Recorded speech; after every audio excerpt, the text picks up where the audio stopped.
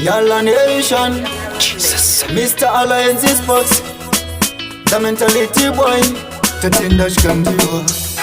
Kungoka yatine misozi, bamwe bachitumirwa ngirozi, iri maere zimwemwe ngozi. Mwari wangu ndine mubvunzo mubodzi, chichakatadza vetsinza redu, jambo nemunyama zvakazara kwedu, marombe marova ari kwedu, nzenza nepambi dziriko kwedu, wafunga kuroya anoroya wedu, vanorwara nenjere variko kwedu, kana pakabiwa zvinonzi ndewe kwedu, sei zvinhu zvacho zvakanyanya kwedu.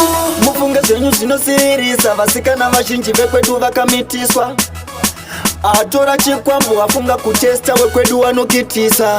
Asi ndine mubvunzo ipapo, sei upenyu uchidaro, inga mudzimba dzevamwe muzere mufaro, pavanonyengetera tinonyengeterawo.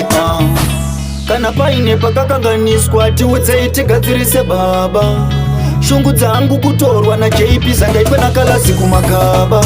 Chichakatadza vetsinza redu, jambo nemunyama zvakazara kwedu, marombe marova ari kwedu, nzenza nepambi dziriko kwedu, wafunga kuroya anoroya wedu, vanorwara nenjere variko kwedu, kana pakabiwa zvinonzi ndewe kwedu, sei zvinhu zvacho zvakanyanya kwedu. Tinomboedza kutsanya tinzwe iva mwari weminana, rudo pakati pedu hapana, dai maita kuti tigobatana. Mwari wangu tanzwa nekudzikisirwa, zvikuwa mudaini tinongoridzirwa, shungu dzangu vepanguva kosimudzirwa, pane zizi zvakaoma tigorerutsirwa. Kungogara tine misodzi, vamwe vachitumirwa ngirozi, iri maere zvimwemwe ngozi.